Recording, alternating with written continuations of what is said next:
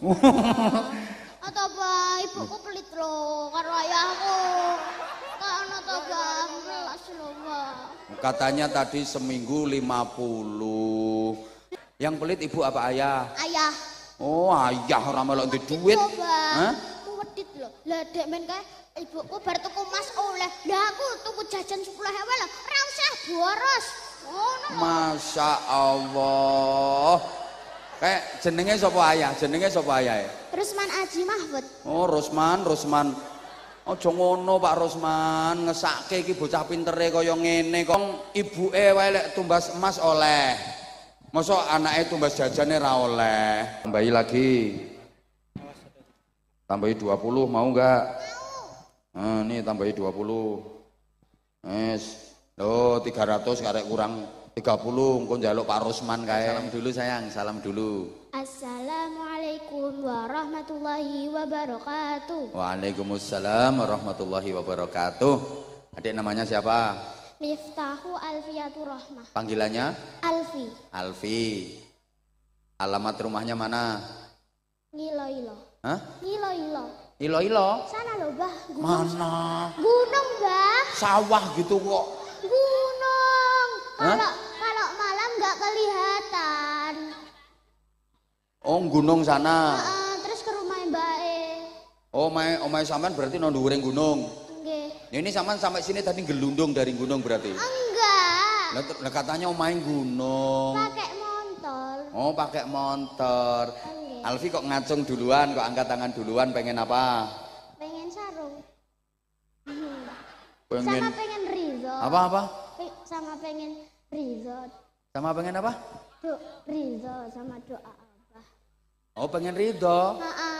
Minta doa apa itu ujiannya bisa nilai 100. Amin. Alfi, emang sekarang kamu lagi ujian? Nggih. Sekolahnya ten pundi sayang? Min 3 Ponorogo. Min 3 Ponorogo. Ujiannya berapa hari? Kok ngitung dulu? Sekarang udah dapat berapa hari ujiannya?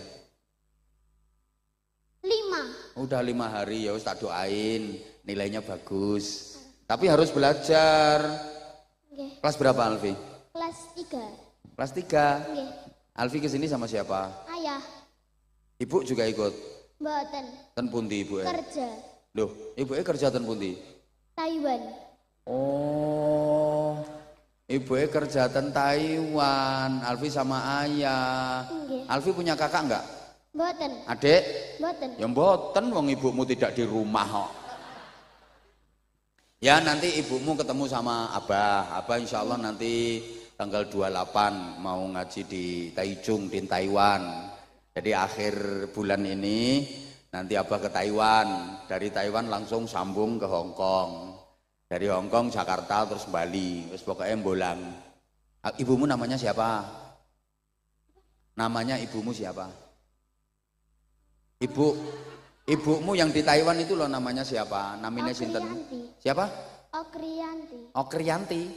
Ya iso tak golekane. Okriyanti, ibuke Alfi. Alfi, sekarang misalnya ini ibumu lagi nonton. Kamu pengen ngomong apa sama ibunya yang di Taiwan? Ini nonton kok ibumu. Ayo ngomong. Bu. Aku cinta ibu. Pengennya ibu di Taiwan terus apa pengennya ibu pulang? Pulang. Segera apa nanti-nanti? Segera. Nah kalau belum dapat duit gimana? Ya udah berapa ya? Udah pada 2 tahun loh. Udah berapa? Nggak pulang?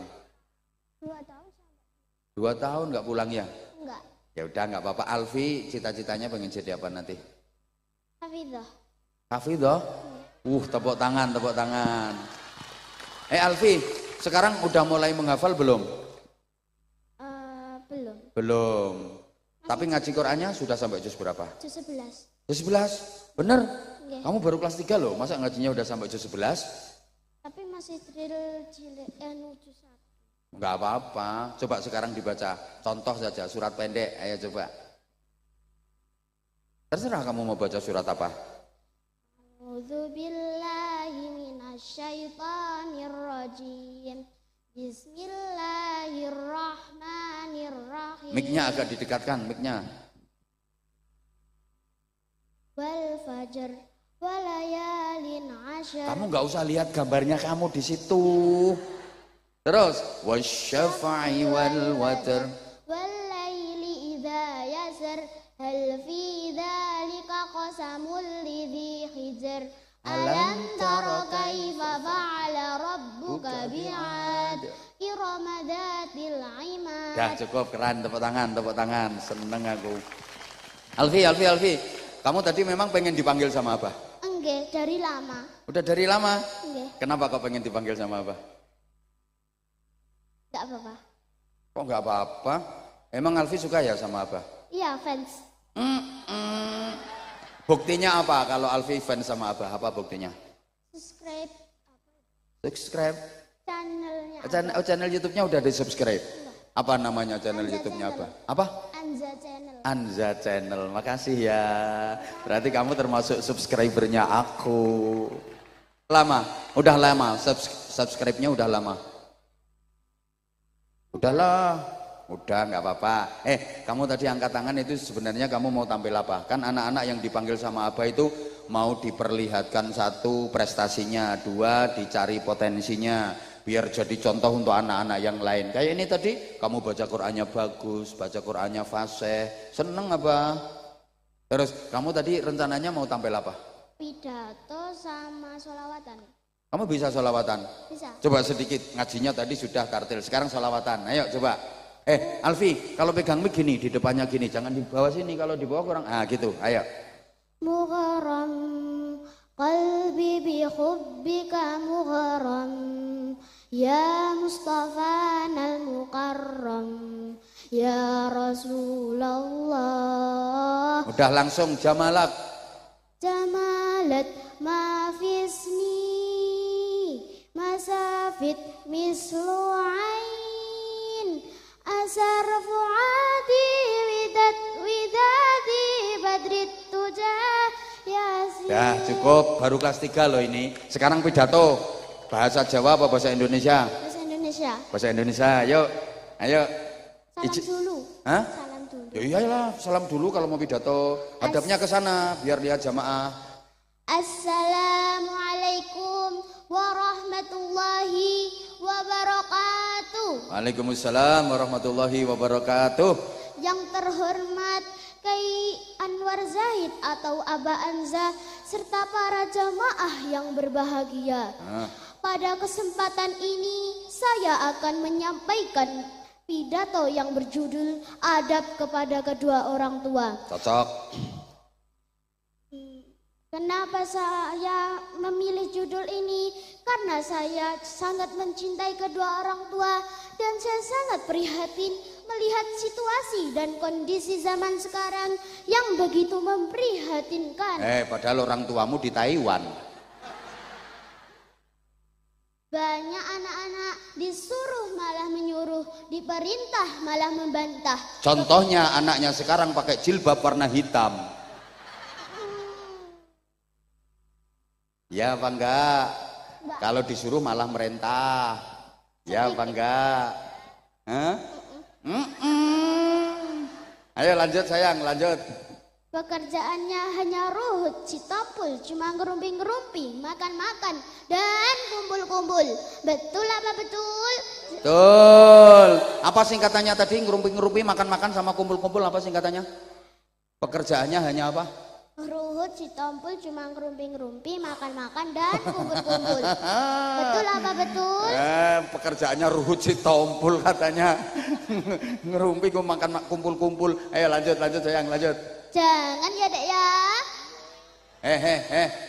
Kok jangan ya dek, masuk tuwek-tuwek iku adekmu. Bukan. Ayo lanjut sayang, maaf ya, ini Alfi memang sengaja tak godain. Saya pengen tahu kekuatan hafalannya seberapa. Itu memang kalau tak godain kayak gini kan dia bisa bingung. Apa tadi lanjutannya ya? Ayo lanjut. Jangan ya dek ya. Oleh karena itu saya akan menyampaikan beberapa adab kepada kedua orang tua. Ada beberapa hal tentang adab kepada kedua orang tua. Yang pertama adalah menghormati kedua orang tua. Sebagai firman Allah dalam surah Al-Isra ayat 23. A'udzu billahi minasyaitonir rajim. Bismillahirrahmanirrahim. Wa qadha rabbuka alla ta'budu illa huwa bil walidaini ihsana. Alfi, illa iyahu, nggih. Hati-hati kalau baca ayat Al-Qur'an. Kayak tadi kamu maksudnya mau ngomong sebagaimana firman Allah, tapi kelewatan sebagai firman Allah. Ayo diulang, sebagaimana firman Allah, ayo. Sebagaimana firman Allah dalam surah Al-Isra ayat 23. A'udzubillah, diulang. A'udzubillahi minasyaitonir rajim. Bismillahirrahmanirrahim. Wa qadha rabbuka alla ta'budu illa huwa illa iyyahu wa bil walidaini ihsana. Yang artinya, dan Tuhanmu telah memerintahkan supaya kamu jangan menyembah selain Dia, dan hendaklah kamu berbuat baik pada ibu bapakmu dengan sebaik-baiknya. Quran surah Al-Isra ayat 20 ayat 100 ayat 23. Ayo lanjut. Hadirin yang dirahmati Allah, yang kedua adalah berterima kasih kepada kedua orang tua, khususnya kepada ibu yang telah mengandung kita selama 9 bulan. Bapak Raiso, ibu yang telah mengandung kita 9 bulan, menyusui selama 2 tahun. Sing gelem kuwi nek ditinggalno Taiwan ya ora sampai 2 tahun. Lanjut. Yang ketiga apa yang ketiga? Setelah berterima kasih kepada kedua orang tua, yang ketiga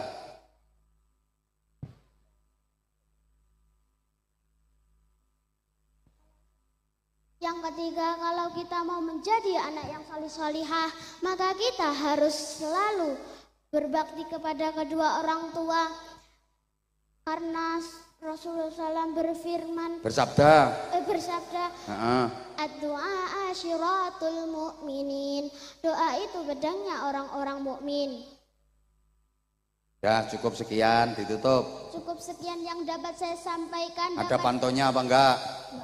Enggak ya, ditutup. Cukup sekian yang dapat saya sampaikan. Billahi taufik wal hidayah wal inayah.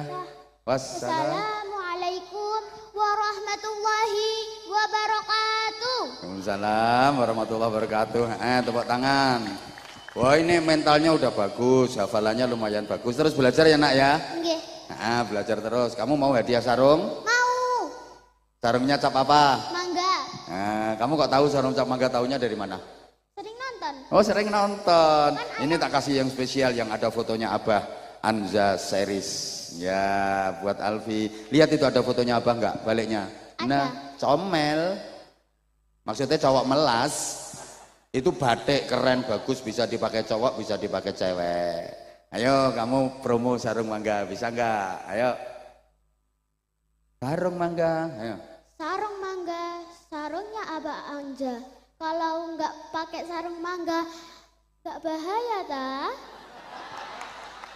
Bahaya kalau nggak pakai sarung mangga. Ya udah, kamu biasanya kalau berangkat sekolah disangoni berapa? 50. Soalnya pakai kartu ID card. Oh, pakai kartu ID card. Okay. Satu hari 50.000. Ya enggak, buat seminggu. Oh, 50 buat seminggu. Ya udah, tak kasih 500. Oh, 500.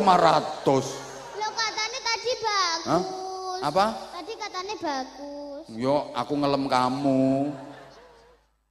Tak kasih buat sebulan. Kalau buat sebulan berarti berapa?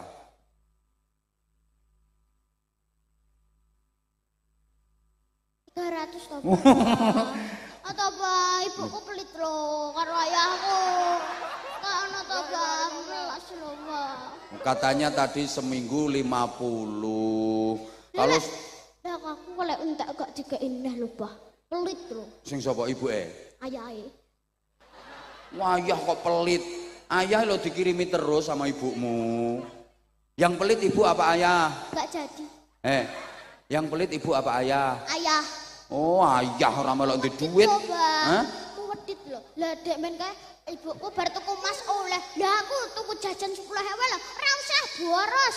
Ngono. Masya Allah. Kayak jenenge sapa ayah? Jenenge sapa ayah? Rusman Aji Mahfud. Oh, Rusman. Aja ngono Pak Rusman, ngesake iki bocah pintere kaya ngene kok. Wek. Wong ibuke wae lek tumbas emas oleh. Mosok anake tumbas jajane ra oleh. Mosok ngono ayahe. Nggih lho. Masya Allah, padahal iku pinter, cantik padahal. Oh, ayahe iki. Ya wis kene.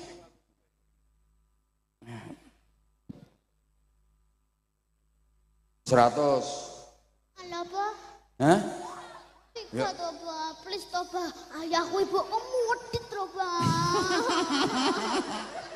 Lo kan kalau 1 bulan berarti 50 kali 1 bulan ya 200. Gak jadi Bah itu Bah. Anu engko tak omong ayahku sebulan 100. Bene kok. Oh, ayah kok ngono. Please toh, please. Ya Bah, please toh Bah 300 Bah. Iki karo tak kei kilo 2 iki, ha. Nah, 2.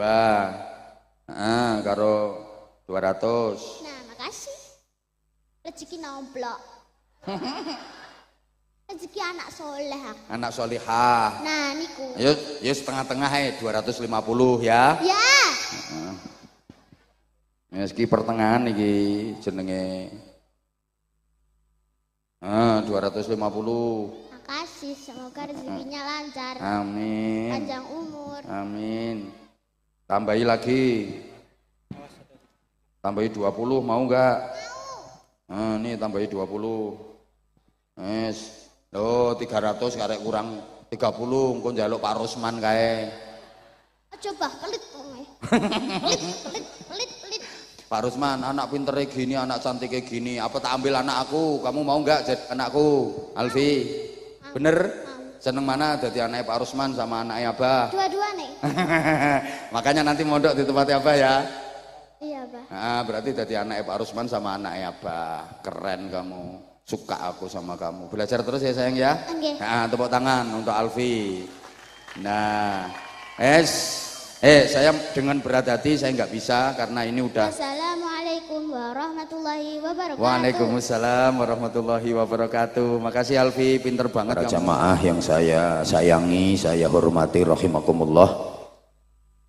Perjalanan dari Pondok Pesantren Darul Istiqomah yang sudah 35 tahun, semoga ke depan makin syiar, makin maslahah, manfaah dan barokah. Amin Allahumma amin. Pondok pesantren ini berasal dari 2 kata, pondok dan pesantren. Kalau diuraikan, pondok itu sesungguhnya bahasa Arab. Adik-adik kalau buka kamus, ada lafadz funduk, fa, nun, dal, qaf. Bacaannya funduk. Tapi karena lesan Jawa ya diambil enaknya pondok. Itu artinya hotel. Jadi kalau nanti sampean ke Mekah, mudah-mudahan semuanya bisa ke Mekah, juga Madinah, kalau melihat gedung ada tulisan funduk, itu artinya hotel. Funduk Darul Iman, berarti itu hotel Darul Iman.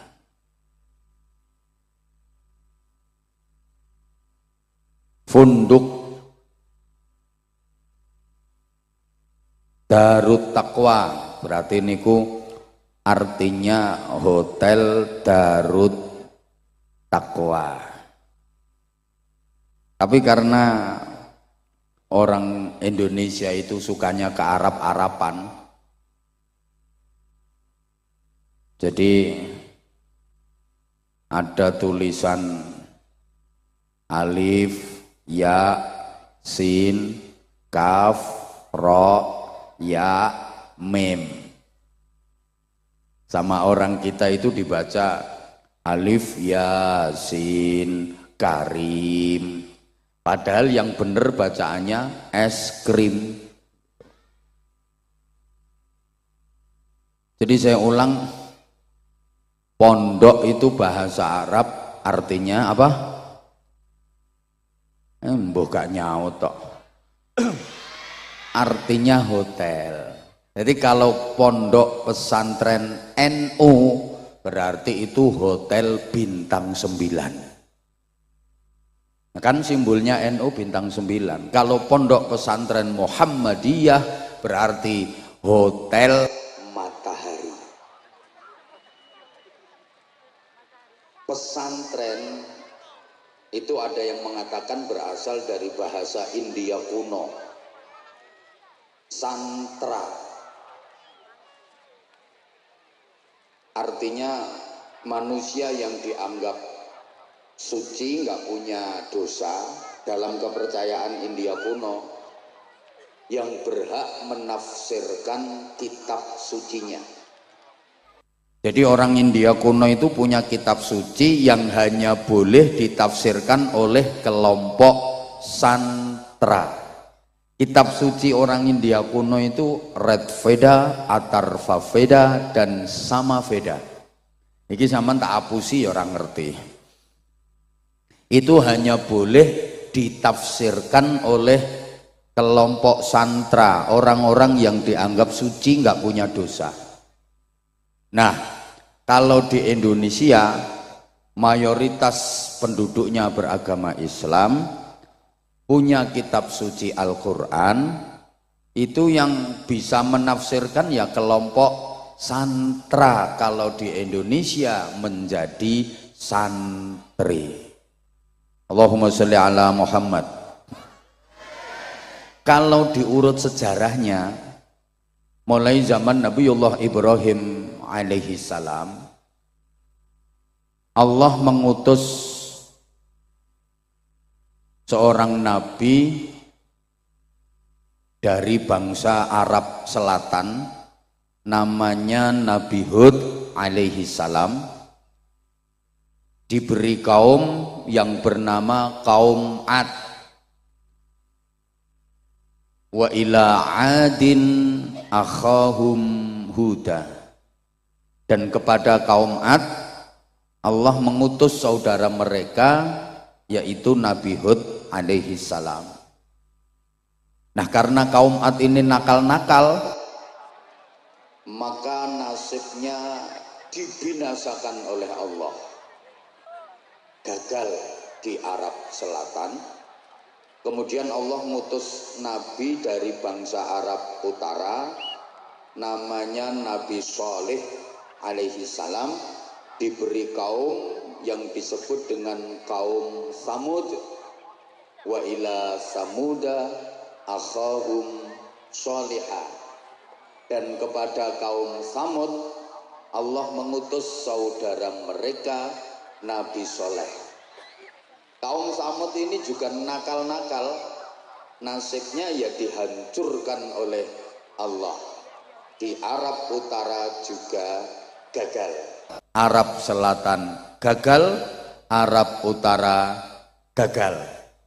Kemudian Allah mengutus Nabi la minal kiduli wala minal lori bal minat tengai. Bukan dari Arab Selatan, bukan dari Arab Utara, tapi dari Arab Tengah.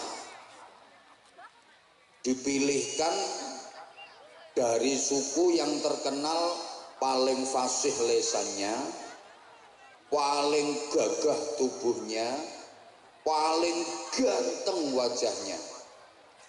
Nabi itu adalah Ibrahim alaihissalam.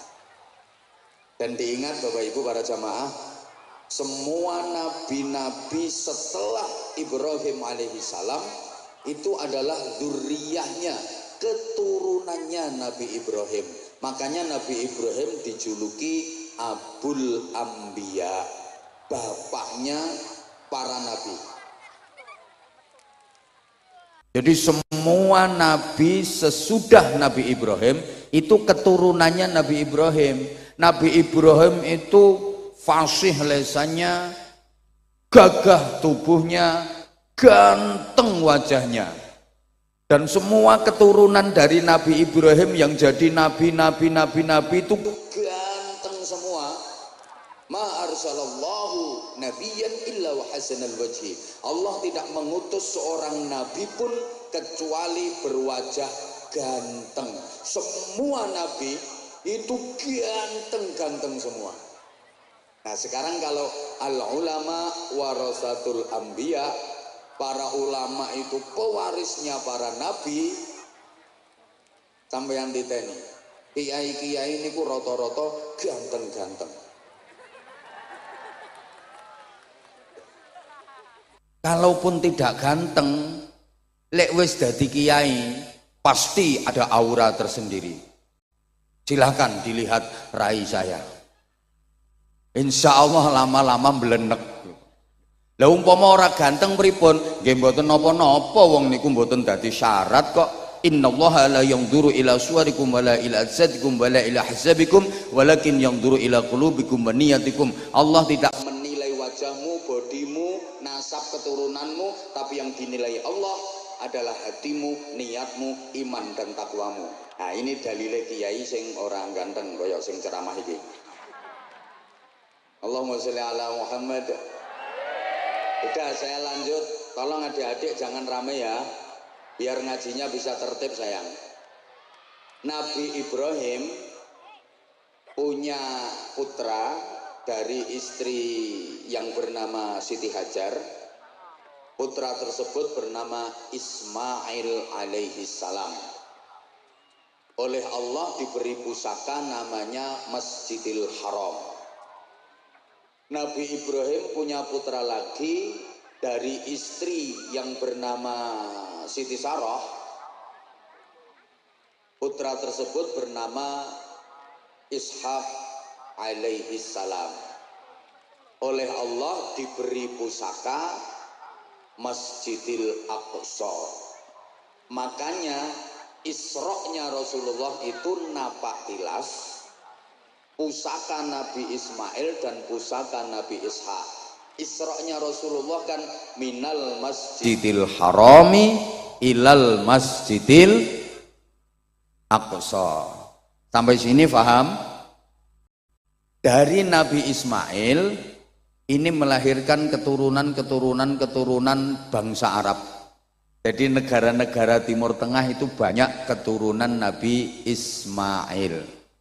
Nabi Ishak punya anak namanya Yakub alaihissalam. Dari Nabi Yakub ini yang melahirkan bangsa Israel. Bangsa Israel ini bangsa wong pinter. Bahkan gudangnya Nabi itu Bani Israel. Rata-rata Nabi itu berasal dari Bani Israel. Cuma memang serakah. Bukan hanya soal ekonomi saja, sampai soal nabi saja.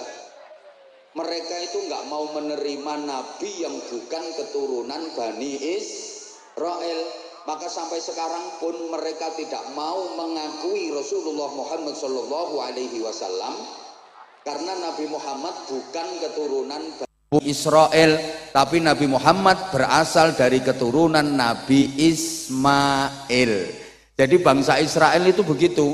kalau ada nabi yang bukan keturunan Israel itu berusaha untuk diisraelkan. Contoh Nabi Ayub alaihi salam. Nabi Ayub itu nabinya bangsa Eropa, tepatnya di negara Yordania. Nah, akhirnya Nabi Ayub ini diambil cucu menantu sama Nabi Yusuf, dinikahkan dengan Siti Sarah, cucunya Nabi Yusuf. Setelah dinikahkan dengan Siti Sarah, Nabi Ayub diboyong ke Israel, maka bangsa Eropa kelangan nabi. Tapi lumayan, wis tahu duwe nabi, senajan akhirnya kelangan, tapi kan wis tahu duwe nabi. Daripada Indonesia ini setiap ada nabi pasti palsu. Saiki ngaku nabi, rong dino kas tangkep polisi. Duh, masih ingat nggak? Indonesia ini dulu banyak nabi-nabi palsu. Ada nabi namanya Ahmad Musaddiq, guru olahraga. Katanya ditemui malaikat Jibril itu di Bogor. Ngapain malaikat Jibril kelayapan sampai Bogor? Ada nabi lagi namanya Suyuti, tukang cukur. Indonesia ini luar biasa.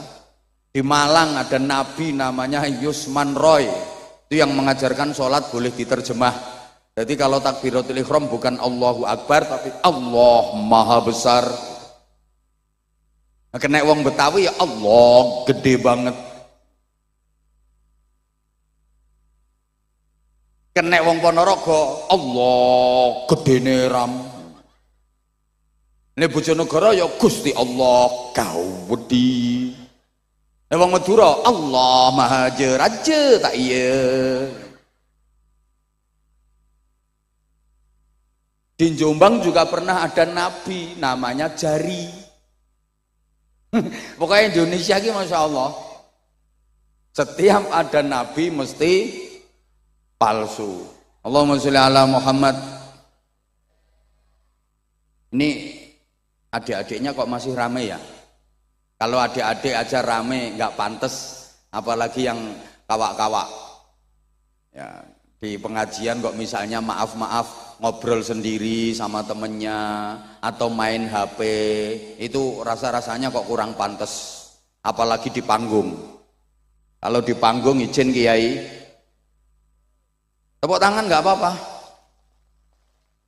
Kan kalau di panggung itu jadi pusat perhatian, di syuting, akhirnya nanti komennya netizen itu kadang-kadang ngeri.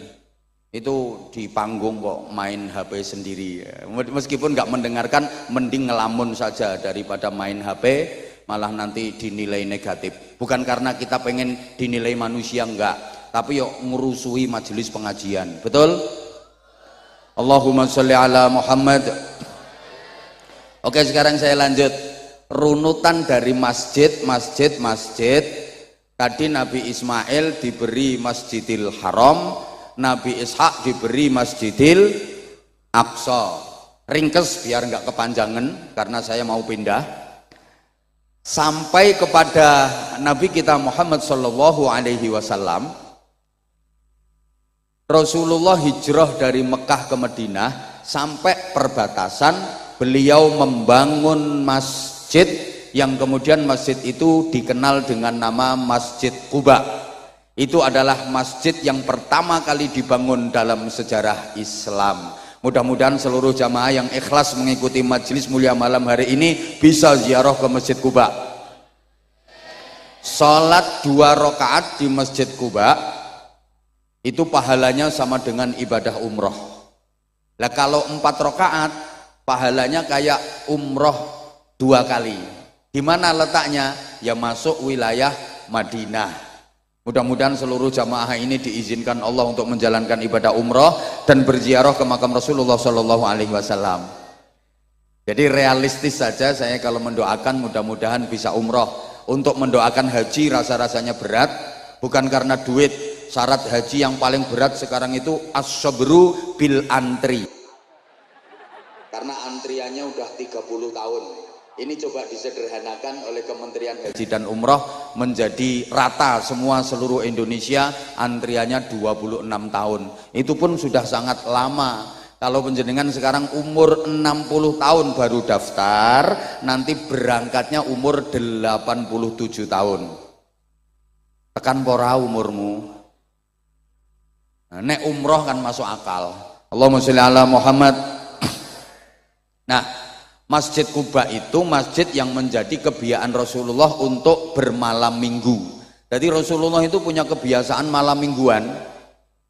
Tapi malam mingguannya Rasulullah Sabtu sore berangkat dari rumah menuju Masjid Quba. Imma masyian wa imma raqiban. Kadang-kadang jalan kaki, kadang-kadang berkendara. Dari rumah Rasulullah sudah wudhu, sampai Masjid Quba enggak batal wudhunya, kemudian sholat di situ.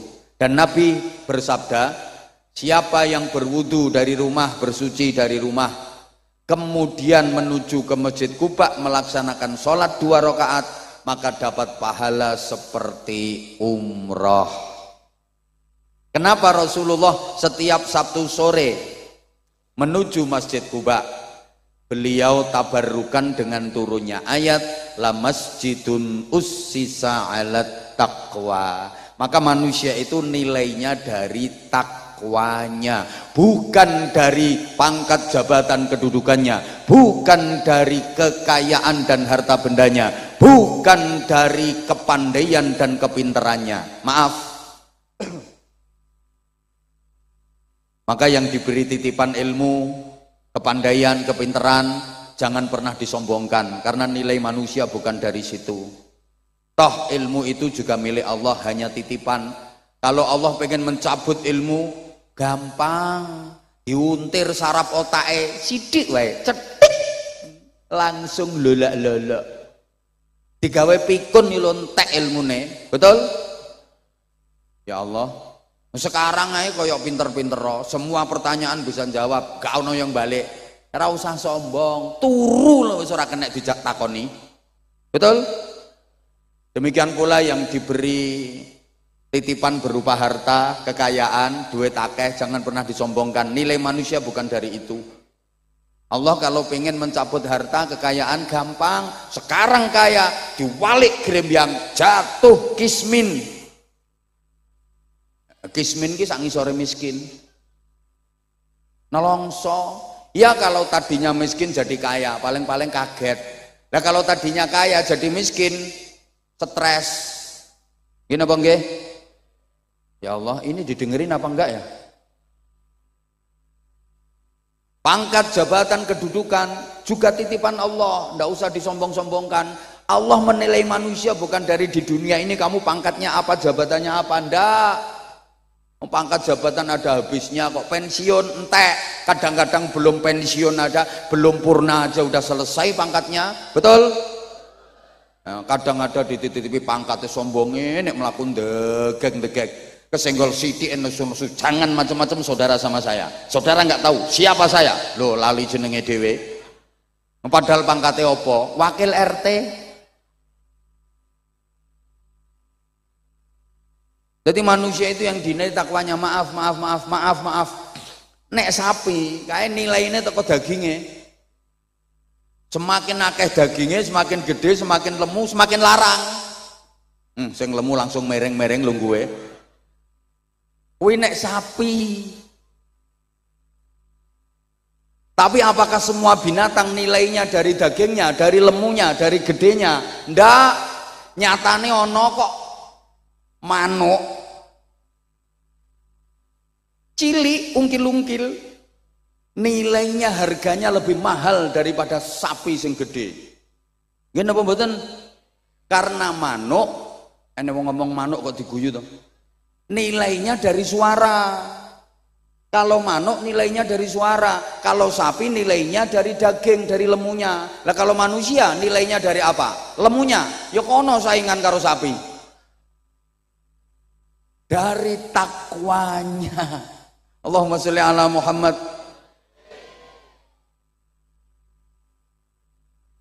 Masuk ke jantung kota Madinah, Rasulullah langsung nyari tempat yang strategis untuk membangun masjid.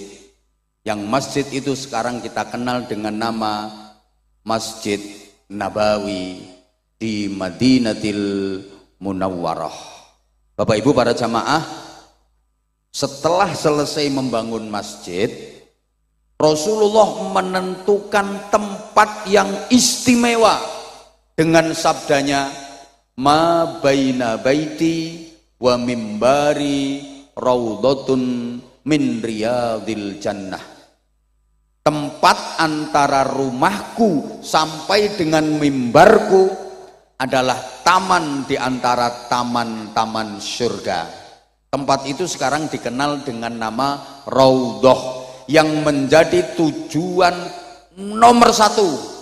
Siapapun yang ziarah ke Madinah, siapapun yang ke Masjid Nabawi, target utama nomor satu mesti pengen ke Raudhah. Yang sekarang untuk bisa masuk Raudhah itu nggak sembarangan, harus antri dan pakai tasreh. Kalau nggak ada tasreh atau izin masuk, nggak bisa masuk. Kenapa tempat itu begitu istimewa? Ya karena Rasulullah saja menyebut itu adalah taman surga. Sholat, zikir, berdoa, iktikaf di situ sama dengan berada di taman surga. Masya Allah, rebutan mereka. Nah, kenapa tempat itu yang dinamakan taman surga? Kok bukan semua bangunan Masjid Nabawi disebut taman surga semua? Kok hanya tempat itu yang ukurannya kurang lebih 28 kali 16 meter, kurang lebih, saya sendiri nggak sempat meteri. Kenapa hanya tempat itu yang disebut taman surga? Kok enggak seluruh bangunan masjid disebut taman surga? Karena di tempat itulah Rasulullah mendirikan pondok pesantren. Di tempat itu Rasulullah mengajar sahabat-sahabatnya, mendidik murid-muridnya. Jadi pondok pesantren itu mulai zaman Rasulullah sudah ada. Iki modelmu kok kaya ora percaya ngono diomongi. Halo?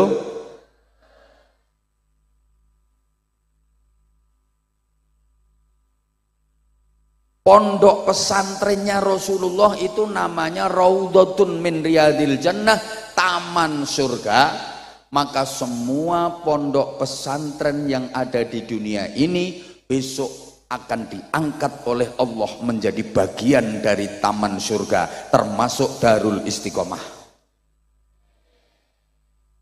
Lah penghuninya siapa?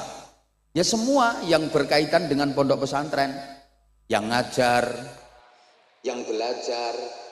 Jadi ya kiainya, bunyainya, ustadz-ustadzahnya, pengurus-pengurusnya, santri-santrinya, sak wali santrine mlebu swarga. Nek sahriyae ora telat.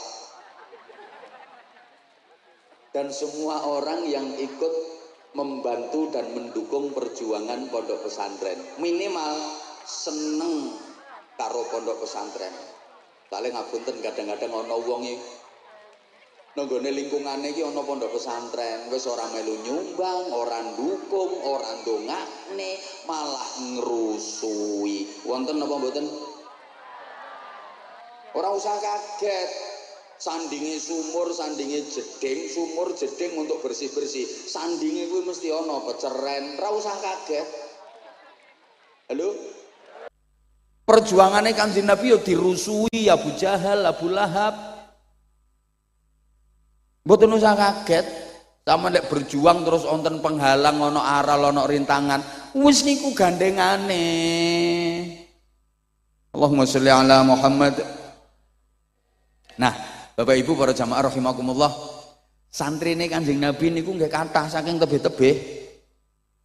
Wonten santri sing berasal dari Jerman.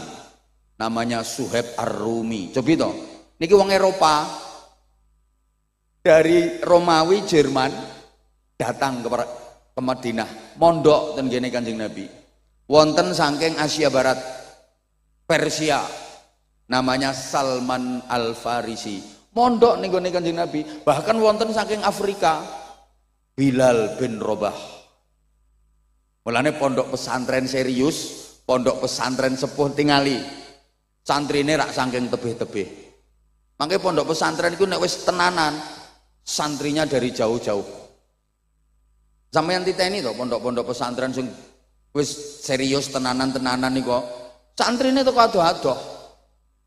Mulane ngapunten lek santrine lagi mutek sak RT rong RT ya aja berbangga diri dulu. Niku nembe rodok pondok. Kiai nek serius niku santrine mesti saking tebih-tebih. Iki ngrungokne ora to wong-wong iki. Saman koyoke ora percaya nek Kanjeng Nabi nggih pondok pesantren. Nggih, sahabate Kanjeng Nabi itu ada yang dikenal sahabat Ansor, ada sahabat Muhajirin. Sahabat Ansor itu yang asli penduduk Madinah. Sahabat Muhajirin itu asli penduduk Mekah, hijrah pindah ke Madinah. Nah, ini ada sahabat yang la minal ansor wa la minal muhajirin. Bukan sahabat Ansor, bukan sahabat Muhajirin. Ini manggone nonggone teras-terase masjid, nonggone emper-empere masjid. Kemudian dikenal dengan nama Ashabus Suffah, penghuni teras, penghuni emperan. Terus kali Kanjeng Nabi didamelaken godak-godakan. Manggene ten mriku wis ana pondok-pondok godakan. Tinggalnya di situ, mondok di situ. Kepala pondok pesantrennya namanya Abdurrahman bin Sakhr yang kita kenal dengan nama Abu Hurairah. Allahumma sholli ala Muhammad. Nah, Rasulullah mengasuh pondok pesantren bersama dengan istrinya yang bernama Sayyidah Aisyah bintu Abu Bakrin Siddiq radhiyallahu anhu. Di antara istri-istri Rasulullah yang diajak ngasuh pesantren niku Sayyidah Aisyah.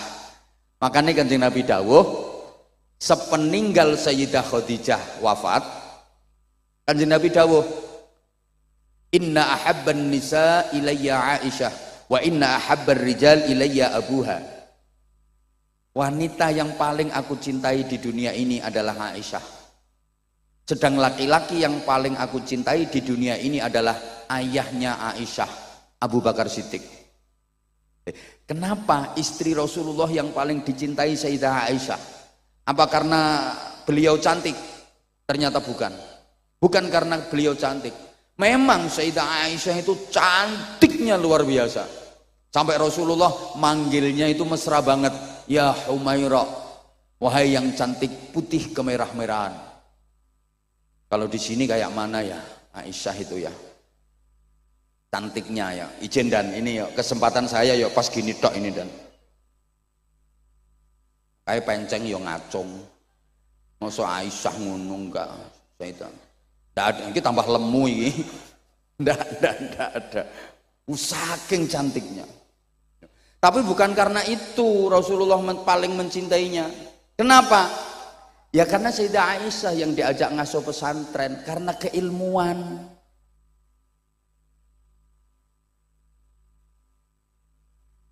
Rasulullah mengajar sahabat. Kemudian para sahabat mengajar muridnya. Yang generasi muridnya sahabat itu disebut tabi'in. Napa Bu? Pisan maneh. Sampean kersane ngerto, selama ini kan mek krungu tabi'in bi ihsan ila yaumiddin. Tapi ditakoni tabi'in ki apa? Mbuh, pokoke tabi'in. Generasi tabi'in niki murite sahabat, lek sahabat murite Kanjeng Nabi. Ayo to sayang nyaut. Sahabat ki murite Kanjeng Nabi. Lah nek tabi'in murite sahabat. Ngoten. Lah sampai generasi tabi'in ini didhawuhaken farubba muballighin au'a min sami'in. Akeh wong sing dikandani luwih bisa madai ilmu tinimbang sing krungu langsung. Sing krungu langsung teko Kanjeng Nabi para sahabat. Kalau tabiin ora krungu langsung teko Kanjeng Nabi, tapi dikandani para sahabat. Banyak generasi tabiin yang lebih bisa menampung ilmu dibanding para sahabat. Makanya kalau kita teliti Bapak Ibu para jamaah, khususnya ustadz dan ustadzah, disiplin-disiplin keilmuan dalam Islam itu banyak yang lahirnya pada generasi tabi'in. Kayak ilmu tafsir, ilmu usul fikih, ilmu nahwu, itu lahirnya pada masa tabi'in. Zaman sahabat belum ada. Sampean pernah dengar Sayyidina Abu Bakar Siddiq bahas nahwu misalnya, Sayyidina Umar bin Khattab bahas sorob? Tidak ada. Allahumma sholli ala Muhammad. Jadi disiplin-disiplin keilmuan berkembang pesat, melahirkan berbagai macam disiplin ilmu itu pada generasi tabi'in. Nuwun sewu. Makanya biasanya pondok pesantren akan mengalami masa keemasan itu di generasi ketiga, cucu. Saat ini Darul Istiqomah kan baru generasi kedua. Betul? Astagfirullah orang nyaut. Pendirine sampun sedo. Saat ini namanya generasi kedua.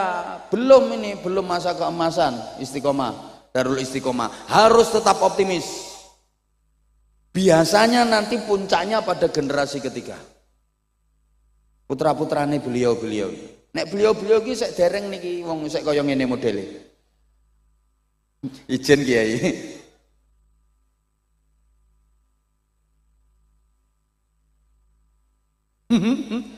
Lho, nggih. Ukurane generasi ketiga.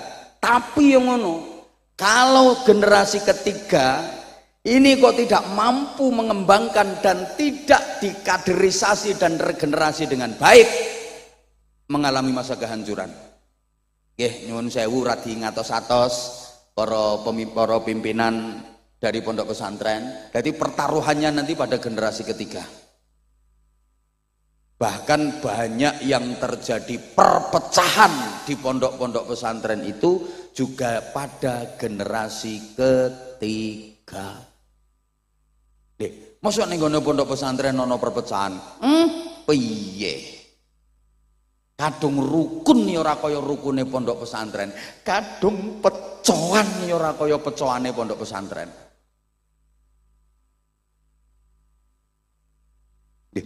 Kula ngemotake. Halo.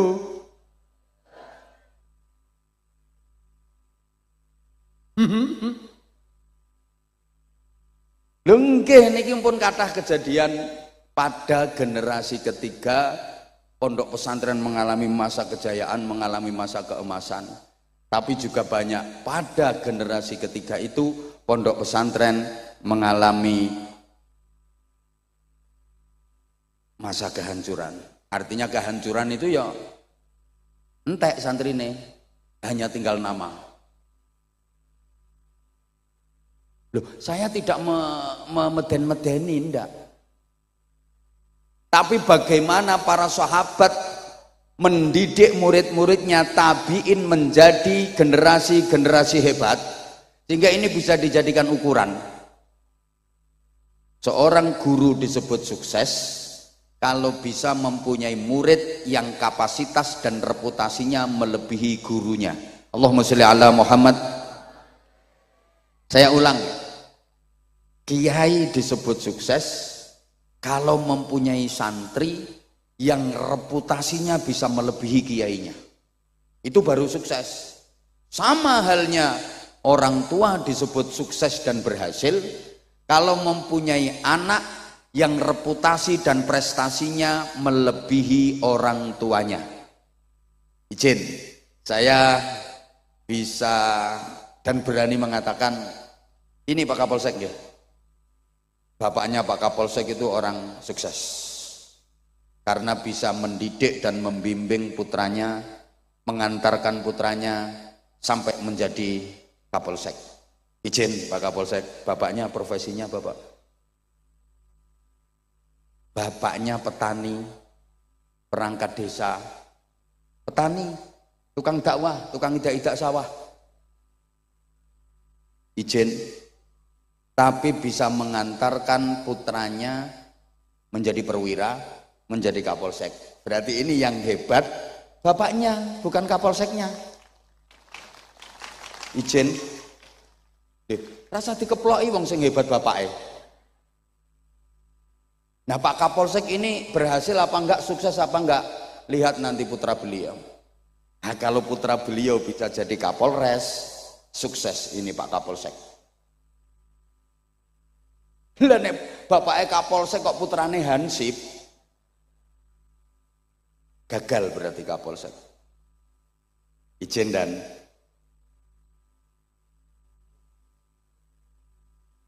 sama Pak Dan Ramil juga begitu.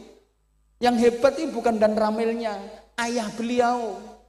Mungkin ayah beliau petani, mungkin ayah beliau pedagang, tapi bisa mendidik, mengantarkan menjadi kapten, putranya menjadi Dan Ramil. Lah Pak Dan Ramilnya sukses apa enggak? Ya lihat nanti putranya Pak Dan Ramil. Kalau putranya nanti bisa jadi Dandim, nah ini sukses, berhasil Pak Dan Ramil. Putranya Pak Dan Ramil ketua RT, ya berarti gagal Pak Dan Ramil. Saya juga mohon izin, saya bukan apa-apa, saya bukan siapa-siapa. Kalaupun disebut berhasil, yang berhasil adalah orang tua saya, guru-guru saya. Yang hebat itu guru-guru saya, kiai-kiai saya. Saya hanya debu, saya bukan apa-apa. Karena kalau tanpa orang tua saya, tanpa mbah-mbah saya, tanpa guru-guru dan kiai-kiai saya bukan apa-apa, saya bukan siapa-siapa. Lah saya ini berhasil apa enggak? Ya nanti anak saya seperti apa? Kalau anak saya bisa melebihi saya, berarti saya berhasil. Lah kalau anak saya nggak bisa melebihi saya, ya berarti saya gagal. Halo? Pondok pesantren ini juga begitu. Akan berhasil ketika bertambah dekade, tambah berkembang. Tambah dekade, tambah berkembang. Makin manfaat, makin barokah.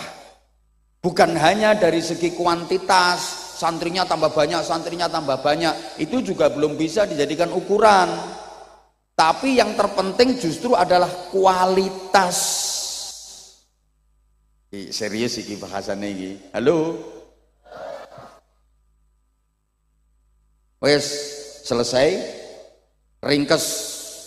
Turun. Tadi dari Nabi Ismail, Nabi Ishak sampai ke Rasulullah, sahabat, tabiin, turun sampai ke Indonesia, sampai ke Ponorogo, sampai Balong.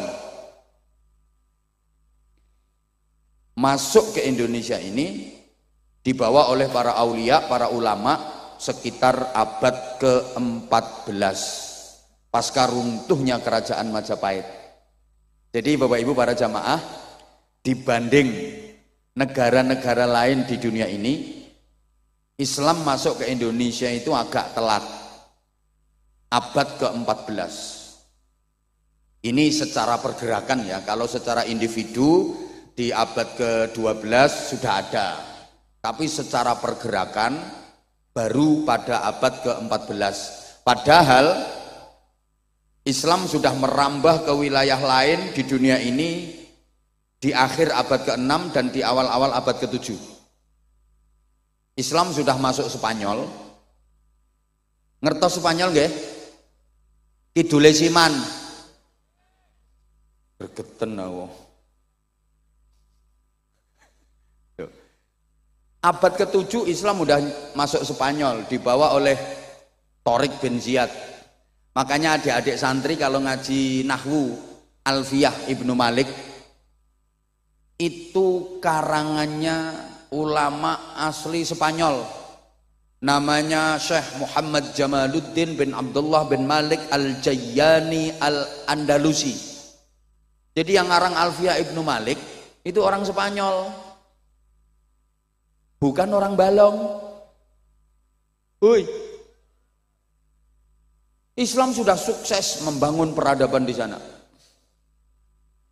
Islam masuk Rusia itu ya abad ke-7. Taman lek krungu ana wong maca hadis rawahul Bukhari, hadis ini riwayat Imam Bukhari, rumangsamu Bukhari tonggomu bakal sego goreng. Orang sana. Ya Allah. Islam sudah masuk ke Irak, Mesir. Ya abad ke-7. Masa-masa Amr bin As jadi gubernur Mesir. Dah tak ringkes saya. Islam masuk Iran awal abad ke-7 yang membawa Abu Ubaidah Ibnul Jarrah. Makanya adik-adik santri Pondok Darul Istiqomah lek ngaji kitab Fathul Qorib Al-Mujib, itu karangannya siapa? Syekh Ahmad bin Husain bin Ahmad Al-Asfihani. Asfihan itu kota terbesar kedua di Iran setelah ibu kota Teheran, yang disinyalir menjadi pusat pengayaan uranium nuklir. Makanya Amerika Serikat itu takut sama kota Asfihan.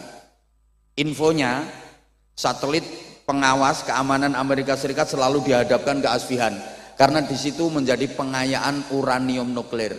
Ternyata Amerika Serikat yang katanya negara adidaya, negara superpower, negara kuat itu takut sama nuklir. Kalah karo wong Ponorogo. Nuklir masuk Ponorogo dimakan, soalnya dadi bakso nuklir, ya toh? Ternyata wong Indonesia ki sakti-sakti, panganane bakso granat. Aku kapan itu pas lewat di Ponorogo ki ono warung itu tulisane sedia nasi bebek sambal mercon. Wong Ponorogo sambelnya mercon. Indonesia ini ternyata sakti-sakti. Bener, tongseng dipangan, tong karo seng lho dipangan. Bocah cilik-cilik, cambalong cilik-cilik doyan molen jajal. Molen ini dipangan karo cah cilik-cilik. Wong ibu-ibu kletis-kletis mangan jajan apa Bu? Kuping gajah jajal. Indonesia ini sakti-sakti ternyata. Kapal selam ya dimplok.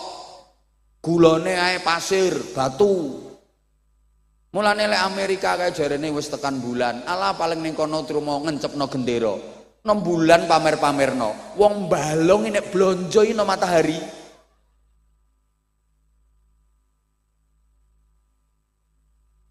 Ya ora kobong kok. Ya Allah ya Karim. Wes. Jadi Islam masuk ke Indonesia abad ke-14 itu dibawa oleh para wali. Terus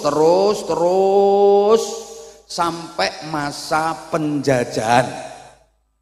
Nah, ini nanti bagaimana peran ulama, kiai, santri dan pondok pesantren untuk Republik tercinta ini. Pada masa penjajahan, mohon izin Pak dan Ramil, Pak Kapolsek, yang menggelorakan semangat patriotisme untuk melawan kolonialisme. Aduh, sekakean isme ini jelas bingung. Moga-moga sing tak omongi paham. Soalnya ketoke sing tak omongi iki wonge ayu-ayu tapi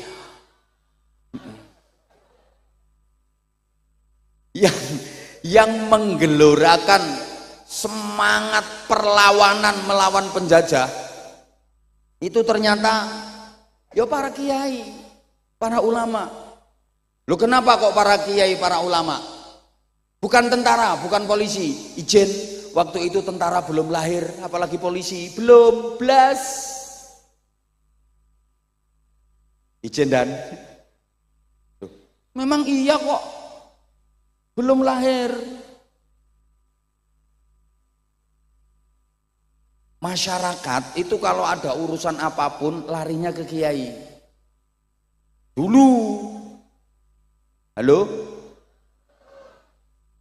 sampai anaknya masyarakat Indonesia ini kan nggak boleh sekolah sama Belanda.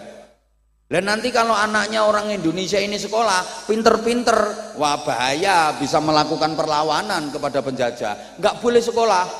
Yang boleh ikut sekolah, khusus anaknya bangsawan, minimal anaknya bupati. Anaknya bupati ke atas, yang ningrat, yang bangsawan saja yang boleh ikut sekolah. Bupati mengisor, anak-anaknya gak oleh melu sekolah. Kayak anaknya camat, anaknya kapolsek, anaknya dan ramil, orang entuk melu sekolah. Lah terus pendidikannya bagaimana? Semua larinya ke pondok pesantren. Pendidikan dari anak-anak masyarakat semuanya ke pondok pesantren. Dan di pondok pesantren itulah mereka digembleng untuk mencintai tanah air. Ditanamkan kuat hubbul waton minal iman. Cinta tanah air bagian dari iman. Ditanamkan kuat melawan penjajah, hukumnya fardu ain. Kalaupun mati, matinya mati syahid. Itu ditanamkan di pondok-pondok pesantren.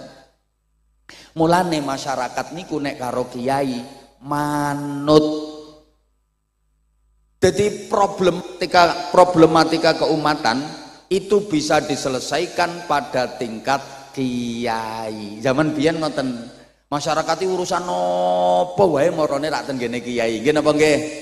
Lho, nganti tekan saiki masyarakat lek karo kiai manut. Mulane lek badhe pilih-pilihan ngoten nika, mbah pilihan kepala daerah, mbah pilihan DPR, ya calon-calon ini mesti do marana nggone kiai, lebek kok main kiai. Dijaluki dukungan, soalnya ngerti nek masyarakat manut karo kiai. Sing arep nyalon kae. Do mara kabeh nang ngone kiai. Walaupun kok nek wis dadi yo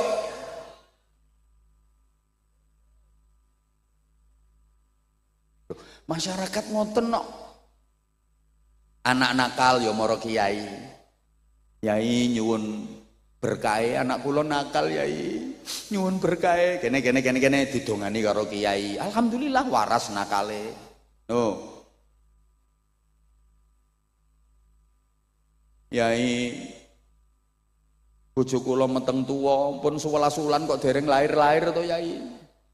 Mara kiai njaluk suwuk pendobolan. Terima dikai ngombe banyu kon ngombe karo gebyurna wetenge bojomu, ya procot lahir kok. Ngono. Yai utang kula kathah yai. Dek niki wayahe ditagih. Kula nyuwun tulung kersane mboten ditagih. Kersane sing kula utangi niku mboten nagih. Wis iki wacake ayat kursi. Mangke lek pas man dzalladzi yashfa'u 'indahu wiwaca sing dawa baru illa biizni. Kae kok metenteng kae ketoke utange akeh arep praktek kae.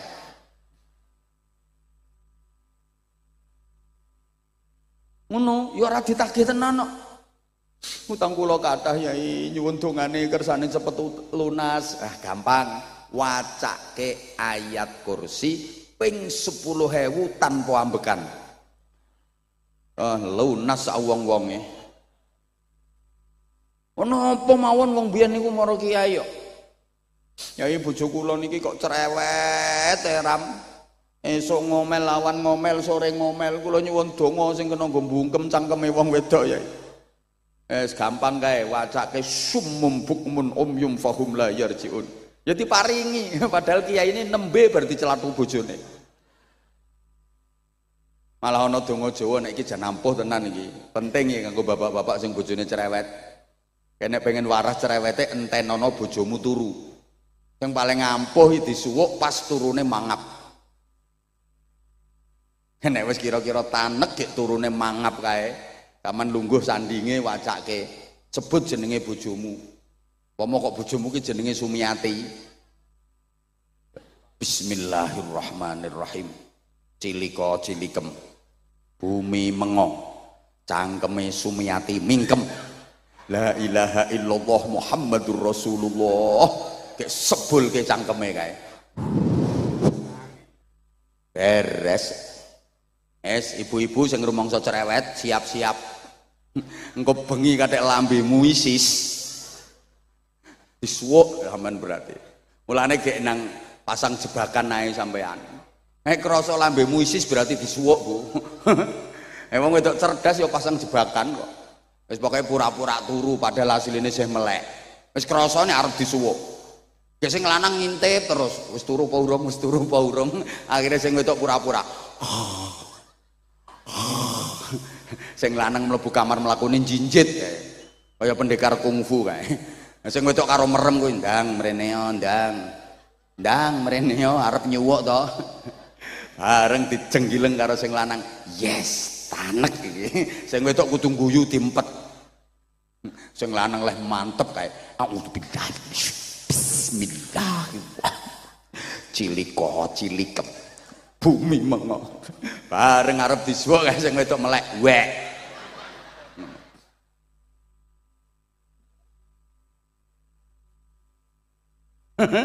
Lho, biyen ngono kok. Apa-apa maro kiai biyen. Makanya kiai itu menjadi solusi dari semua problem keumatan sehingga bisa menggerakkan masyarakat untuk melakukan perlawanan melawan penjajahan. Allahumma sholli ala Muhammad. Nah wis. Terus orang melu nyumbang ra usah cerewet. Membuat wis to wis rungokke. Membuat mbuh ra direken kok. Pergerakan di Indonesia ini simbolnya dua. Satu, masjid. Dua, pondok pesantren. Nggih itibake datang Kanjeng Nabi Muhammad sallallahu alaihi wasallam. Nggih tiru Kanjeng Nabi. Makanya rata-rata pondok pesantren niku mbah masjid, mbah musola, mbah aula agung, kuwi mesti wis. Biasanya tata letake kaya ngono kuwi. Terus ana godaan kamar-kamare santri. Yes, muga-muga paham. Kae nek cara pewayangan kae gunungan kuwi simbol masjid. Nggo ngumbah, nggo resik-resik, nggo ndidik, nggo gembleng. Nah, sebelah kiwa Kurawa. Kae sing bala Kurawa kae mesti ditata nang nggone sebelah kiwa ning gunungan. Ana dalang leh nata Kurawa kok derek nang nggone tengen kuwi dalang bingung. Mesti manggone nang kiwa. Lah Pandhawa manggone nang tengen. Kurawa ki simbol angkara murka, Durjana. Pandhawa ki simbol satriya. Sing wis bersih. Lah sing angkara murka Durjana sing mangkono sisih kiwa iki yen pengen dadi satriya, pengen bersih kudu diumbah, digembleng nang nggone gunung. Wis paham kok ora ngene iki. Angel ngomongi wong sing rupane ayu tapi kok paham ya? Ya wis nek wis paham. Iya. Lah saiki pondok pesantren niku nggo gembleng generasi-generasi hebat. Nun sewu adik-adik santri. Sampeyan ning pondok ki ora kudu dadi kiai, ora kudu dadi bunyai. Jadi apapun yang penting manfaat, yang penting barokah.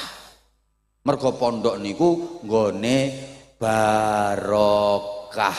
Maaf, santri pondok kuwi aja diremehke. Senajan ketoke morot modal dan rata-rata tau gudiken. Ketoke sarungan klumbrak-klumbruk, rang romesi. Iki saiki ketok ganteng-gantengan perkara enek acara. Nah, coba lek pas bendinane kae. Rang romesi. Tapi jangan diremehkan. Kenapa?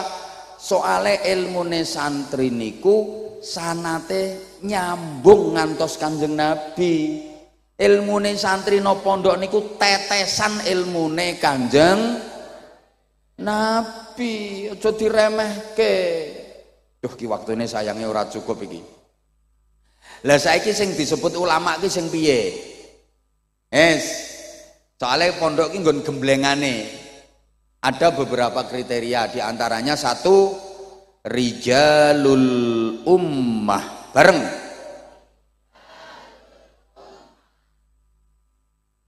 Community leader. Bareng. Kok community lemper. Mimpin masyarakat nun sewu. Jadi kiai niku mboten namung mimpin santri, tapi ya mimpin umat, mimpin masyarakat. Nah, mimpin masyarakat kuwi luwih angel tinimbang mimpin santri. Nek mimpin santri gampang. Santri pondok pesantren walaupun jumlahnya ribuan bahkan puluhan ribu mesti manut kalih kiyaine. Kiyaine merentah ngetan, puluhan ribu santri ngetan kabeh. Kiyaine merentah ngalor, ribuan santri ngalor kabeh. Ora ana sing wani bantah karena di pesantren itu ada lembaga tertinggi yang paling ditakuti oleh semua santri, namanya Departemen Kualat. Mulane tempat pendidikan akhlak, pendidikan karakter ini nggone pondok pesantren. Ngomong santri iki gampang kok. Tapi ngomong masyarakat, mimpin masyarakat angel. Jangankan ribuan, sepurane mimpin wong desa napa niki desane? Mimpin wong Sumberjo 10 lho angele ra karuan. Apa meneh wayah pilkada kae. Karo kiyaine dijak, "Sok, pilihan milih calon kae ya." Niki wong 10 ki sing 7 malah ngomong ngene, "Ngapunten Mbah Yai, pun angsal ndunduman keng mriko kok." Leres angel. Mulane dalam ngomong masyarakat niku menerapkan niku cara tembang lirir kae cah angon. Dadi duwe sifat angon. Angon itu kan ngemong. Bu. Ngemong angon itu mengetutkan. Apa ya mengetutkan itu? Mengintili. Angon niku manggone nang ngarepe apa nang mburine? Wong angon iki nang ngarepe sing dingon apa nang mburine? Ten mburine mengetutkan. Kaya angon wedhus, endi wedhuse mau ya? Angon wedhus iki mesti manggone nang mburine wedhus. Nek wedhuse mlakune wis bener apik, jarke tutke wae. Lah engko lek bandang-bandang baru ditariki ngono kuwi. Lah nek manggone nang ngarepe wedhus ora angon kuwi, blantik. Gelem ora gelem wedhus ditarik, diseret kae nganti melet-melet kae, tekek gulune ora peduli. Mulane sampean lek milih pemimpin kuwi milih pemimpin sing iso angon, aja pemimpin blantik. Iso ketekek gulumu melet-melet. Allahumma sholli ala Muhammad. Saged dipahami nggih? Halo. Mergo angon, maka teori yang dipakai itu ngetutno senengane masyarakat kuwi apa? Ora langsung diberantas habis. Senengane masyarakat kuwi apa? Lah engko disisipi nilai-nilai Islam. Masyarakat kok senengane kesenian. Oke, dakwahnya lewat kesenian diselingi disisipi nilai-nilai agama. Wong Ponorogo senengane reog. Dakwah Islam lewat media reog, senengane wayang, mendakwahkan agama melalui media wayang. Angko lakon pewayangane disisipi nilai-nilai agama, senengane gending-gending, tembang-tembang, ciptakan gending-gending yang di situ kalimat-kalimatnya mengandung filosofi agama. Mulane ono gending-gending gereh, cublek-cublek, gundul-gundul, sluku-sluku, turi-turi. Lah kuwi nah iki saiki pangapunten sanget wonten permintaan rumiyin saking panitia untuk mengedarkan kotak amal, diberi waktu untuk pesantren. Ini masuk bagian dari jariah Bapak Ibu, kesempatan jenengan arep bangun pondok pesantren dhewe ora iso, ora potongan, wong dirimu tidak patek gablek dhuwit. Tapi lek bareng-bareng ngeten iki, Masya Allah, jenengan mangke saged pikantuk ganjaran kolektif. Alhamdulillah. Ayo ki grup sholawat 1-2 lagu sambil ngiringi santri-santri untuk mengedarkan kotak amal kangge pondok pesantren. Nggih. monggo Bapak Ibu disiapkan infak terbaiknya. Yang mewakili panitia dan keluarga besar Pondok Pesantren mengucapkan terima kasih infak dan jariyahnya penjenengan. Jazakumullah khairan katsira wa jazakumullah ahsanal jaza. Amin Allahumma. Saya lanjut dulu karena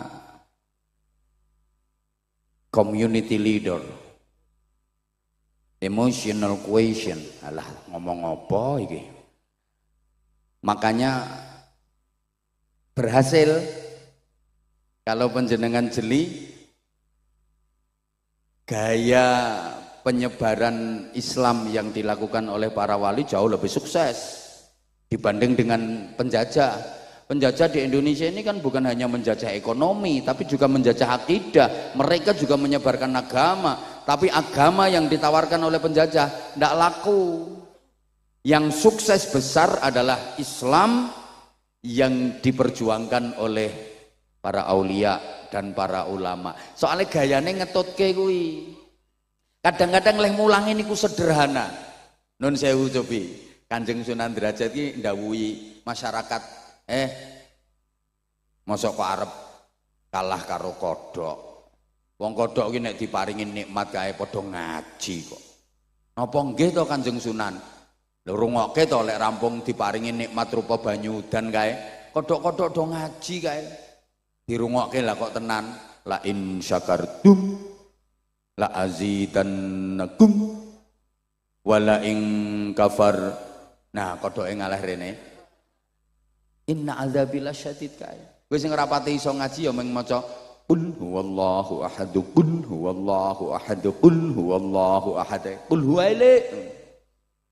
Apa mana sing bodoh kae mung maca qul in kuntum, qul in kuntum, qul in kuntum. Tiru tawon jere Kanjeng Sunan Giri. Maksudnya pripun Mbah Yai? Lha iki tawon ki uripe nggo zikir nyang Gusti Allah. Napa nggih? Lha tawon mabur kae suarane rumangsamu rak meng gembrembeng kae zikir kae tawon kae Allah Allah Allah Allah Allah Allah Allah Allah Allah Allah Allah Allah Allah nyebut asmane Allah kae Allah Allah Allah Allah Allah. Yen ora percaya cekel siji tempelke kupingmu. Rungokke engko ora Allah ora ngono. Lha wong bebek ki maca tasbih terus kok. Wong-wong iki krungune rak wis sejatine subhanallah subhanallah subhanallah. Ra ngandel ya wis. Syukur aja kalah karo sapi. Sapi ki rampung dikeki mangan, rampung dikeki ngombe kae aja maca hamdalah kae alhamdulillah. Apa persis? Matur suwun nggih, matur suwun. Matur suwun, matur suwun. Nggih, nggih. Ilate wong Jawa niku angel dikon ngunekke Arab. Lapangan ombo ki nggone wong sing macem-macem, nggone wong werna-werna. Lah macem-macem werna-werna kuwi bahasa Arabe al-laun. Al-laun, al-laun ki maknane macem, al-laun maknane macem. Dadi macem-macem berarti bahasa Arabe al-laun, al-laun. Ilat Ponorogo arep ngonekke al-laun, al-laun kangelan, alun. Arep ngomong syahadatain repot sekaten. Kalimah syahadah angel, kalimah sodo syamir khairan fatrukil bago repot semar gareng petro. Ini ngulangi ibadah kayak orang langsung disebut sholat. Mergo napa? Le wong biyen niku dereng kenal sholat, ning wis kenal pangeran. Ibadahe piye? Manembah Sang Hyang. Nek ngarani iki manembah Sang Hyang. Mula kae urung diarani salat, diarani sembah yang leh manembah manggone ndi sanggar pamujan. Mula kae ora disebut musala ning disebut langgar. Cerdase wong biyen. Nek arep mlebu desa ki mesti ana gapurane kae. Lho gapura ki supaya warga desa kuwi guyub rukun jadi pemaaf bukan pendendam.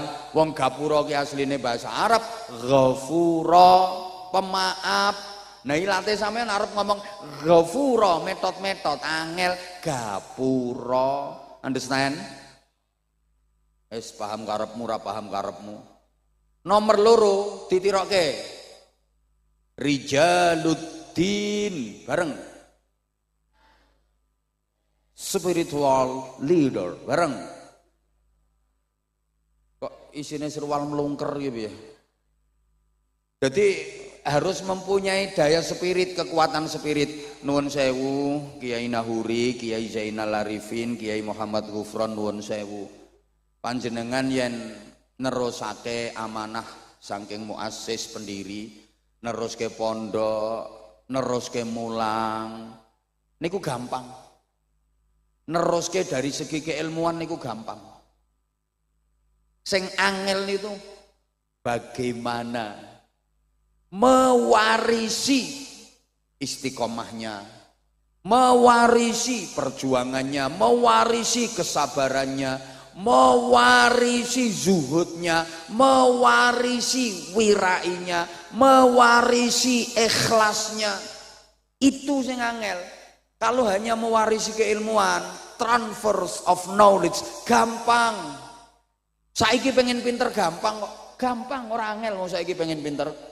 Kitab pirang-pirang, Fathul WhatsApp, Raudatul Facebook, Kifayatul Instagram, Nihayatul TikTok. Bahkan ada ilmu yang mencakup semua disiplin ilmu, namanya ilmu Googleologi. Kalau hanya sekedar pengen pinter, nuwun sewu. Budal mondok, nonggone pondok sing tenanan. Orang usah suwe-suwe, 7 tahun ngono. Mesti iso maca kitab, insyaallah ngalim wisan. Kalau hanya sekedar berilmu. Wis to budal nonggone pondok, pondok sing tenanan, ora pondok-pondokan. Kayak ngaji sing tenanan 7 tahun, insyaallah wis ngalim sampean, iso ngaji wisan. Kalau hanya sekedar berilmu. Tapi mboten cukup niku. Harus ada sesuatu yang bisa melahirkan al-hikmah wal barokah. Bareng al wal sepisan maneh al wal. Nah itu adanya di pondok pesantren. Dan itu kekuatan dan daya spirit. Mulane nuwun sewu kiai mbiyen niku nek mulang dibanding karo guru-guru saiki kalah. Dibanding karo dosen-dosen apa maneh sing wis S3, S4, S7, S14. Oh kiai-kiai mbiyen kalah. Kiai mbiyen niku mboten enten sing gadah gelar akademis. Kula kok dereng kepireng kiai-kiai zaman mbiyen kok enten doktor IR terus mburine MSI, MPDI, MHI, MM, MH, SH terakhir BH.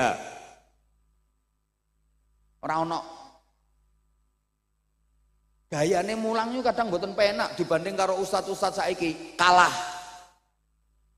Wong donga ora patek fasih kok. Allahumma inna nasaluka salamatan fiddin wa ngafiyatan fil jasad. Iya tampil ngilmi wa barokah tampil rezeki tobatan qoblal maut rokematan ngindal maut. Saiki kan fasih-fasih. Ustaz-ustaz saiki Rabbana atina fid dunya hasanah wa fil akhirati hasanah. Lah muni kok sampai indil-indile merotoli kae. Lho kadang mulangi ora cetha kok. Gek kitabe wis mblobor. Sasane iki wis mblobor, kitab lawas nganggo kacamata kandel kae. Mulang santrine kae. Al jamalu utawi untu. Unta lho diwaca untu. Lah santrine ono sing ngerti kae. Niku maknane unta Mbah Yai. Aku wis ngerti. Kuwi unta sing duwe untu.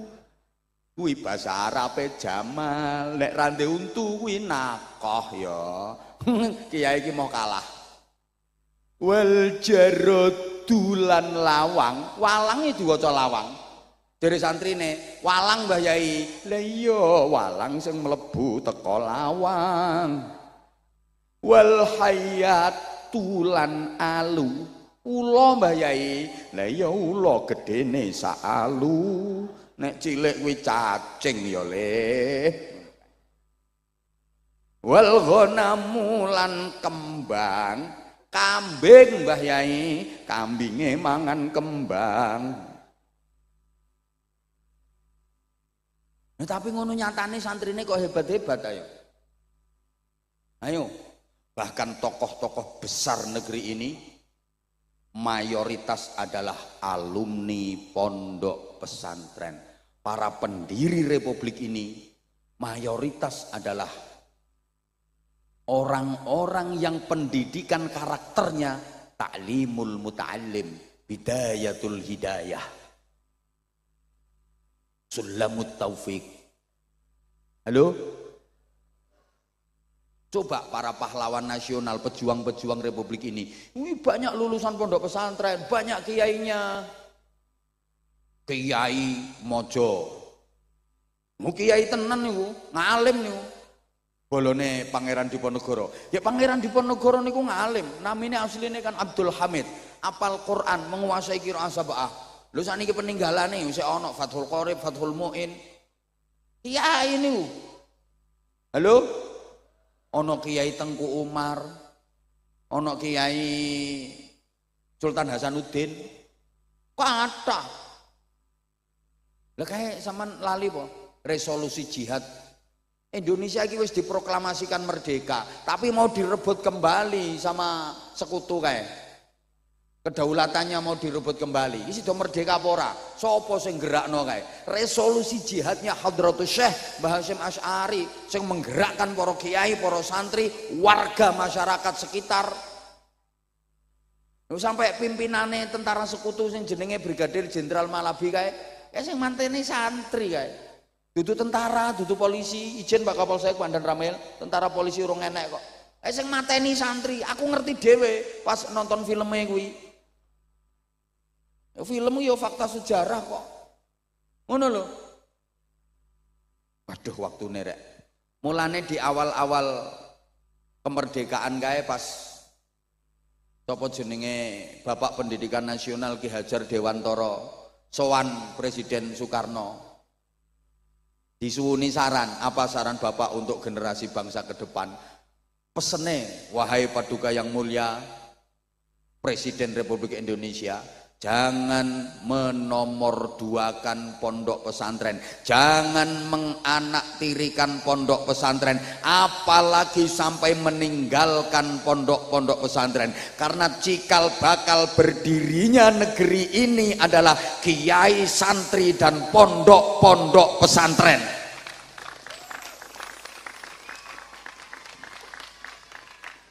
Pondok pesantren melahirkan kemerdekaan, kemerdekaan baru melahirkan sekolahan sampai perguruan tinggi. Maka nenek diurut sekolahan, perguruan tinggi, putune pondok pesantren. Mulane lek ana pejabat diaturi undangan ten pondok kok kersa rawuh kaya Pak Camat, Pak Kapolsek, Pak Dan Ramil, insyaallah barokah. Apa maneh gelem melu nyumbang. Ya ndukung dan seterusnya. Titenono pejabat sapa wae katik mengkhianati pondok pesantren mesti kuwalat, mesti tenanan nih. Halo